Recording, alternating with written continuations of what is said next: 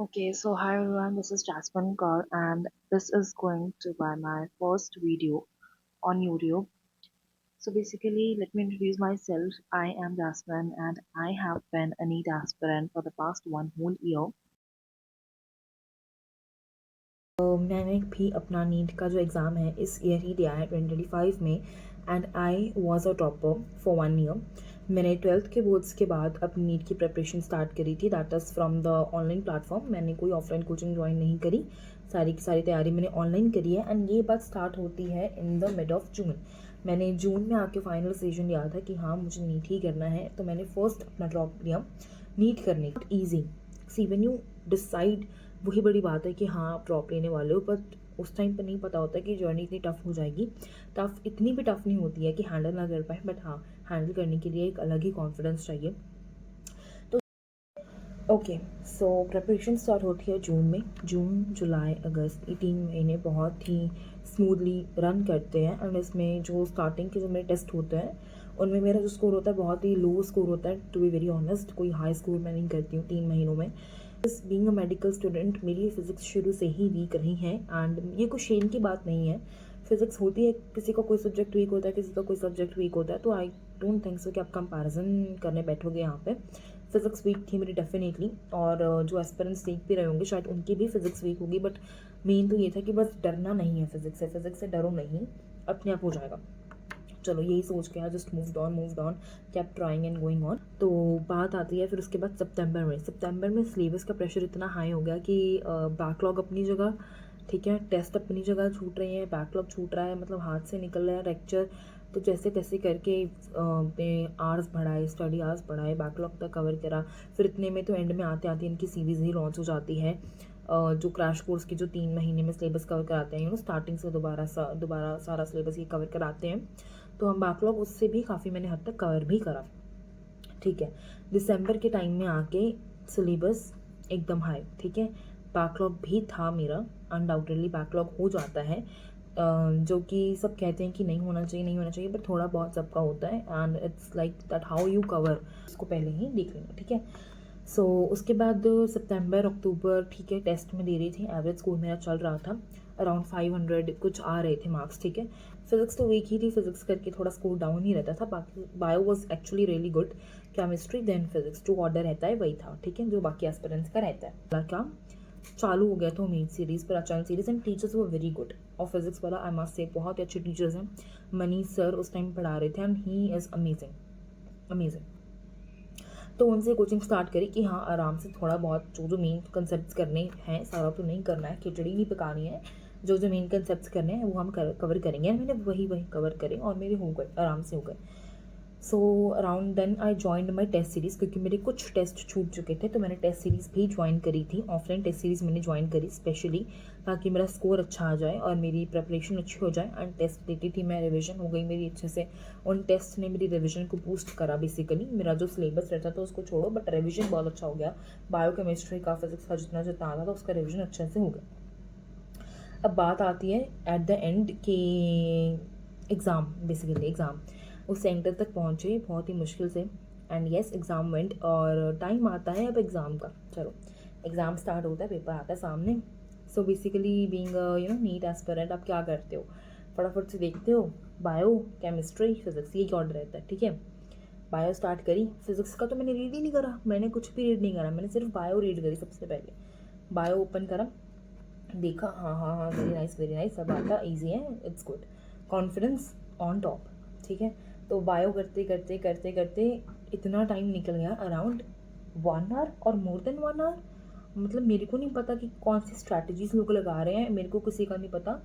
I see the time कि तो बहुत ज़्यादा टाइम निकल गया। जो बायो हम 45 to 50 मिनट्स में कवर कर लेते हैं, बॉटनी जूलॉजी, इसको कवर करने में ही मेरे around 90 minutes, 60 70 80, around 80 to 85 minutes ख़त्म इसी में हो गए हैं। उसके बाद भी मैंने 6-7 क्वेश्चन छोड़े उस बायो के बीच में, सो दैट इनको मैं एंड में सॉल्व करूँगी। I move to chemistry part, ठीक है।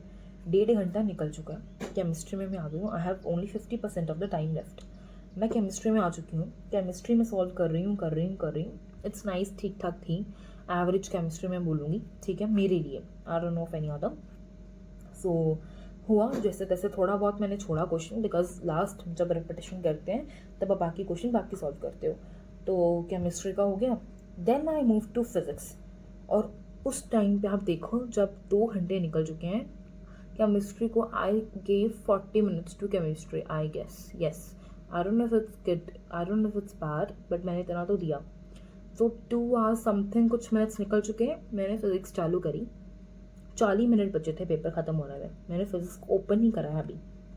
मैं देख रही हूँ, पता नहीं क्या दुश्मनी है, एक तो ऑलरेडी फिज़िक्स वीक, ठीक है, जितना कॉन्फिडेंस मेरे अंदर आया सब ख़त्म। अब उस टाइम पे अलग ही सांसें फूल रही हैं, बिकॉज फिज़िक्स के क्वेश्चंस देख के ऐसे लग रहा है कि ये क्या हो रहा है, मतलब ये क्या है, आ गया, मतलब इतने लेंदी क्वेश्चन पढ़ने में ही डर लग रहा है। ऐसे क्वेश्चंस कभी भी मैंने अपनी टेस्ट सीरीज़ में नहीं दिए। मैंने ऑफलाइन टेस्ट सीरीज़ भी ज्वाइन करी है, मैंने ऑनलाइन टेस्ट भी अच्छे खासे दिए हैं, तो मैंने ऐसे क्वेश्चन तो नहीं देखे, ठीक है। And I am a very average. मैं नहीं कहती कि मैं बहुत ही 720 वाली या 700 marks and scoring in my test, ऐसा बिल्कुल भी नहीं था, ठीक है। तो मेरे को तो समझ में ही नहीं आया कि ये क्वेश्चन कहाँ से स्टार्ट करने हैं। और टाइम निकल रहा है 30 मिनट्स, 25 मिनट्स, उस टाइम पे मैंने फिज़िक्स स्टार्ट करी है कि कौन सा क्वेश्चन करूँ, कौन सा ना करूँ। मैंने पहले क्वेश्चन सॉल्व करना स्टार्ट करा, मेरे से पढ़ा ही नहीं गया। You know that what type of questions they, वो बहुत ही लेंदी क्वेश्चंस। तो और ही डर का माहौल बन रहा है कि फिज़िक्स तो गई ख़त्म, कोई क्वेश्चन कर भी पाऊंगी या नहीं, ये क्वेश्चंस चल रहे हैं मेरे माइंड के अंदर, बैक ऑफ माइंड। माइंड इतना तेज़ होता है कि पहले ही क्वेश्चन खड़े कर रहा है कि कोई क्वेश्चन कर भी पाओगी या नहीं कर पाओगी। पहला, दूसरा, तीसरा, चौथा, बीच बीच में कोई 4-5 क्वेश्चन मुझे देखने को मिले, वो हो गई, इतने में टाइम ख़त्म। एंड आई वाज लाइक कि मतलब ये क्या हुआ अचानक से। मैंने सिर्फ 3-4 मिनट के अंदर अंदर जो मेरी बायो के 6-7 क्वेश्चन मैंने छोड़े थे इतने ज़्यादा, और केमिस्ट्री के 4-5, मैंने फटाफट इतनी हज़ल बज़ल में वो मैंने क्वेश्चन सॉल्व करके वो मैं फिल करी है ना। और विद इन टाइम जब उन्होंने बोल दिया कि पेन ड्रॉप तो करना ही है, उसी टाइम पे ऐसे पेन उठाया और ऐसे मतलब साइड पे रखा। बस यही सोचती रह गई एंड तक कि ये क्या हो गया, मतलब पता ही नहीं लगा कि ये क्वेश्चन तो कभी फिज़िक्स के देखने को ही नहीं मिले। और उसके बाद I came out of the examination centre of course, and I was happy, little chilled कि फ़िज़िक्स को छोड़ के, मतलब उसका तो सोग अभी मनाना रहता है। बायो के लिए थोड़ी सी हैप्पी हो जाऊँ, बिकॉज मेरा अच्छा गया बायो का part. Yes, it was lengthier, as मतलब अनएक्सपेक्टेड आया पेपर, जो हर साल तक का, जो 2024 का पेपर मैंने दिया है, so I know the level.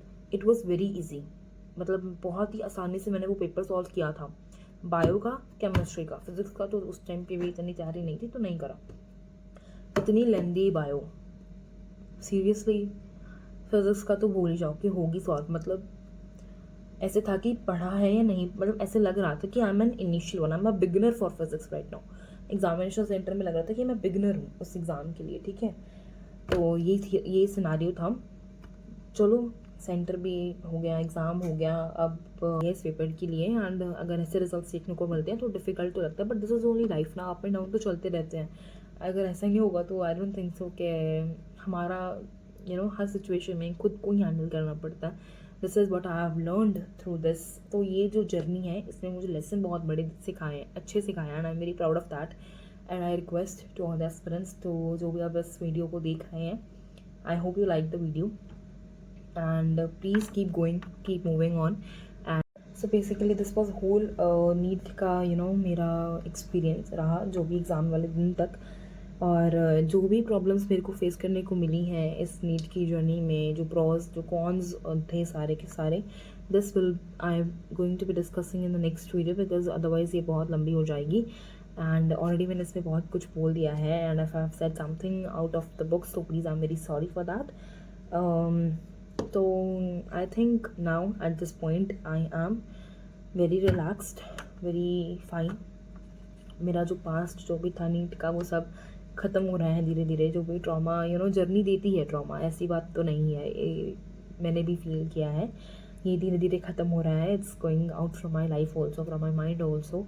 And I am happy कि आई एम अ पर्सन जो इसको एक्सपीरियंस की तरह बात शेयर कर रही हूँ, क्योंकि एक्सपीरियंस बहुत बड़ी चीज़ होती है। नीट हो ना हो, होगा तो भाई बहुत अच्छी बात है, नहीं होगा then I do something else. I am focusing on some other subjects also in my life. कुछ सेकेंडरी ऑप्शन भी मैंने ऑलरेडी सोच के रखे हुए हैं, उन पे फोकस करना है, अभी लाइफ पे फोकस करना है, अपनी हैप्पीनेस पे, अपनी मेंटल हेल्थ पे, अपनी फिजिकल हेल्थ पे फोकस करना है। ये एस्पेक्ट्स होने ज़रूरी हैं और ये कॉन्फिडेंस होना भी बहुत ज़रूरी है और ये सोच होनी बहुत ज़रूरी है कि आप उस एग्ज़ाम में फंसे मत रह जाओ, because after this difficult exam, ये सबसे ज़्यादा डिफ़िकल्ट था, काफ़ी सालों के बाद ऐसा पेपर देखने को मिला है, ये तो हम सबको पता। हर सिचुएशन में खुद को ही हैंडल करना पड़ता है। This is what I have learned through this. तो ये जो जर्नी है इसमें मुझे लेसन बहुत बड़े सिखाए हैं, अच्छे सिखाए हैं, and I am very proud of that.